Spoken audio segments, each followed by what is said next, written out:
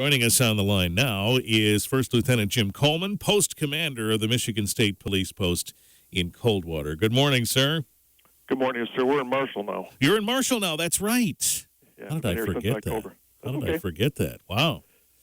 Well, that's a little closer of a proximity for us today. I keep thinking about the first time you and I talked, which was a little over a year ago. You were driving in the snow on I-94, and somehow we were talking, and an hour later there were 200 cars piled up right where you'd driven through, and you said to us then, don't come out here if you don't have to. Right. And, yeah, those words were still floating in the air when all of that was going on. Today was a easier day, I hope.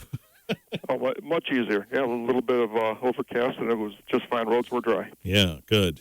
So I think the social media chatter on this story that we're going to talk about now equates to a standing ovation. There was a story that hit the news recently, I think last week, that said Michigan State Police are going to now target those who like to hang out in the left lane and just cruise there. True? Well, yes. We have some traffic initiatives in place for this year as well that are going to, among other things, target those folks that are hanging out in the left lane. But we're also going to be looking at distracted driving, aggressive driving. We'll look at speed. So there's a number of things that we'll be looking at on I-94 in our post area. But anybody who travels I-94 like I do on almost a daily basis, because I do commute from Kalamazoo, you see those folks. They just I call them campers. I know they call them what they call them, southpaws. Yeah, right. Yeah, I call them campers. They just get in that left lane and they don't get out of the left lane. And when I come from Kalamazoo, I get on at 131. You see those people. They kind of jockey for position. They get in the left lane. And oftentimes you watch those people, and for the duration of their commute, they stay in that left lane all the way to Battle Creek and beyond. Mm-hmm. And it's frustrating, and I think everybody who travels that portion of the freeway, they see that, they get frustrated by it, they wish something could be done about it, and it's difficult because of the amount of traffic that's out there. People don't want to lose their position, and people are always in a hurry, it seems like. So they just get in that left lane, and they want to stay with the faster flow of traffic to get to their destination. And we're going to talk more about that in just a minute. My observation is there's a couple of different types of drivers that end up in the left lane doing what we describe, and we'll talk about that and see if that's true coming up in just a minute. And how do we target these kinds of people? We'll talk about that, too, with Lieutenant Jim Coleman, Michigan State Police, coming right up. WBCK Wednesday, Richard Piet Show. We're talking with Lieutenant Jim Coleman, Post Commander, Michigan State Police in Marshall. We're talking about cruising in the left lane, and I made the remark before the break there that my observation is there are two kinds of people who get in that left lane. The ones like you describe who are in a hurry and they know that's where the flow of traffic is going the fastest, and some who just like to hang out there. And they might not be going the speed limit, or maybe they are, but they're just hanging out there. Yeah, and I think that's learned behavior, and partly because people will tend to navigate, or they go to that left lane thinking that this is the safe lane. They don't want to get behind the commercial vehicles in the right-hand lane. Mm-hmm. So they get that left lane. They think it's safer there, and whether they were taught back in the day in driver's ed that was for passing, mostly, I think people, they're comfortable there. And then they get oblivious, and they're just into their own little world doing their own thing, and they're not realizing that the traffic is piling up behind them. And, it's our job to get those people out of the way and educate them and get them, make sure that they're not in a position where they're causing a hazard for all the other traffic moving down 94. Mm-hmm. I imagine the slower ones are easier to deal with in that you can identify them and get up to them. But the ones that want to get there and rocket past everybody in the right lane, how do you catch up with them? Well, it's difficult. One of the things that we're proposing for our post area is hopefully to get some motor units down here. What I mean by that is some motorcycles, because motorcycles can do things that patrol cars cannot. Right. And they can get through traffic much easier, and they can get to those folks that maybe are speeding, or they're real aggressive, or they're passing on the right. A patrol car, just like any other motorist going down the freeway, will get stuck behind those people in the left lane. And if they don't get over in a timely fashion, then those violators potentially can get away.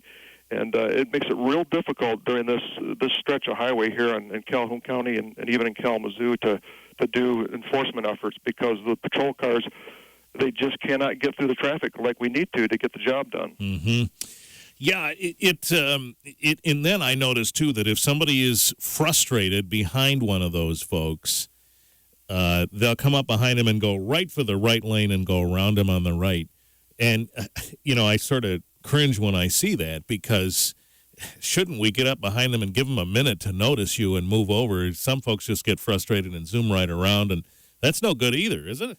No, there's a lot of aggressive driving out there, and those folks really, they just get people more upset and frustrated with the situation because you get in that left lane and you can see in front of you there's a nice parade of cars of 10, 15 cars, and everybody's waiting maybe for a semi to get to the right lane so everybody can pass. But you get those impatient people behind you that just will not wait for that to happen, so they have to try to get around you on the right-hand side and edge into, and everybody's hitting their brakes, and that's when the problems come about. So right. That's a dangerous situation. And I tend to buckle down and not want to let them in. Yeah, you see that too. You see folks trying to, they close that gap so they can't squeeze in, and again, that adds to the problem. That's really, tricky unfortunately. Too. Yeah, that's right. Yeah. So what are the violations? Let's say you find somebody in the left lane, you're going to target them. That's a ticket, right? Well, there's a couple tickets that would apply to that.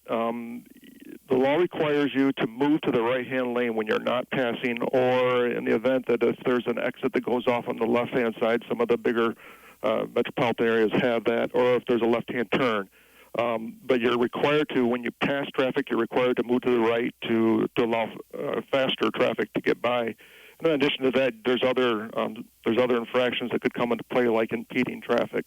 So there's different things that we can do on our end. I mean, our hope is always to educate people. We don't like to give tickets if we don't have to, but if we have to, we will. We look at people's driving records, we look at the amount of crashes they're in, and that type of stuff when we consider writing a ticket for the infraction. But more often than not, our intent is to educate people. We want to just get them stopped and make them aware that what they're doing is against the law. Mm-hmm. Yeah, that's interesting. So the approach then is to discuss with them this concept, which maybe they didn't know about, and if their record is clean, you don't want to give them a violation. Is that what you're saying? Typically, no. If again, our first goal is to educate them and make sure they're aware of whatever the actions they're doing. We want to correct that behavior. Mm-hmm. So that comes first in the form of educating them. But from my years on the road, sometimes some people are open to that, and sometimes they're not, and sometimes writing a citation is the method to get their attention. That's not always the ideal situation, but again, we just want to pull them over, talk to them about it, and give them an opportunity to see the errors of their ways, so to speak. Lieutenant Jim Coleman with the Michigan State Police. We're talking about enforcement to keep folks from using the left lane on the highway as a cruising lane. And we'll pick up where we leave off here in just a second on WBCK. WBCK, Richard Piet Show, Wednesday. Lieutenant Jim Coleman, Michigan State Police Marshal, is on the line with us. So, the characteristics that allow this sort of situation to unfold, that is a person cruising in the left lane when they should just use it as a passing lane and move back over, is that a characteristic of a highway that needs to be widened, do you think? Well, I think you'd have to find quite the pile of money to make that happen in this area. And I can't speak on behalf of MDOT, but you're looking at some of the new construction projects they've been doing at Exit 92 and also in Kalamazoo at Sprinkle Road. Mm-hmm. And they are widening those bridges in anticipation of probably adding a third lane down the road here. But as you go down 94, you look at the shoulders have to be re-engineered and reconstructed, and all these bridges and overpasses that have been here for a long time have to be rebuilt. So it would be quite the endeavor to take on for them to add that third lane. It's not as easy as just slapping down some asphalt and putting a third lane in there and calling it good. They have a lot of work to do to make that happen. Yeah. Let me ask it this way. Do you see these kinds of left lane cruising situations less on wider roads? Well, I worked. I started my career down in Berrien County, and we had 3 lanes of I-94 down there to work on. And I liked it for the safety aspect of it because it gave you one more lane or another buffer zone. But at the same time, you have higher speeds. It would not be uncommon to have vehicles coming through that area well over 100 miles an hour. Oh my! So you have that third lane. Sometimes you're just adding another problem potentially with folks coming through. Now, it's good and bad depending on how you look at it. But I think through this stretch through Kalamazoo and through Battle Creek on I-94, I definitely think that you would benefit from some of the problems that we've had over the years by adding the third lane. Just because the volume of traffic that seems to be going through there during the morning and evening commutes just seems to be much worse than I've ever seen it before. Yeah. And the commercial vehicle traffic and the cars and everybody feels it. You're driving down the road and all of a sudden everybody's braking for some apparent reason, and the traffic is slowing down. But when you finally get through, you really can't even see what was the slowdown for. And it gets frustrating, and I understand that because I travel that on a regular basis as well. But those adding that third lane, that's in the future. I don't know how soon they're going to be able to make that happen. And again, it's going to be very expensive to do, I'm guessing. Here comes the warm weather. Does that change your approach as far as enforcement along, say, I-94? Oh, it absolutely does. And even days like today, we've had the thaw out from last week, and those first few days where it dried up and it got sunny, all of a sudden I'm noticing right away the vehicle speeds are picking up substantially. So when the weather warms up, you see that type of driving starting to pick up as well. So what we'll do on our end is we'll want to get our patrol units out there, kind of saturate some of those areas that we know are problematic. We have some initiatives lined up for this year that we want to do to address all these things. And I talked about that before. We talked about the aggressive driving, the distracted driving, the following too closely. All those things are going to be addressed.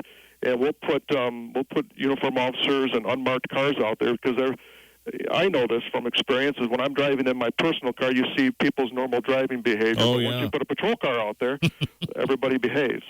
So we want to make sure that we have people out there seeing these infractions, seeing these problems, and addressing them timely.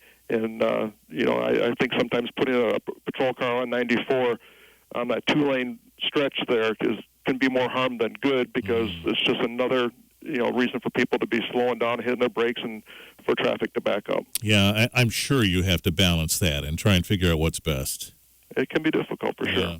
I was on 94 the other day, and there was a car in front of me that was in the right lane but kept putting the left tires just over the line and then back, and it'd be all right for a while, and then over the line and back, and I thought, is that a texter? I couldn't tell, but I have seen it happening, and I'm sure you have too. People going by me on the left 75 miles an hour faster with their noses in the phone. It's incredible. Absolutely. Yeah, I've seen people driving with their forearms because they have their hands on their phone on the steering wheel texting while they're driving. And again, that's one of those issues that we're going to address this summer. And I think all the posts throughout the state are going to be looking at those distracted driving issues. That's going to be kind of paramount for us and our enforcement efforts throughout the year. Mm-hmm. What's behind that? People are just overconfident because they drive, and most of the time nothing happens. Yeah, I think that's a big part of it, but I think that's kind of the norm now. I think people are so attached to their phones, to the social media, to the texting, to the calling, and it's become a norm for us now. So now it's become part of our driving behavior as well. So it can be very dangerous. 94 is such it can cause havoc for us. We've had so many problems out there with these major crashes that we've had up and down 94, and just adding somebody using a cell phone into the mix on top of that and being distracted is just that's a recipe for disaster. So that's something that we're going to be addressing. All right, you heard it there. It's going to be addressed. You'll be seeing the patrols out on I-94 and various other locations. Lieutenant Jim Coleman, Michigan State Police, thank you. Thank you, sir. Talk to you again soon.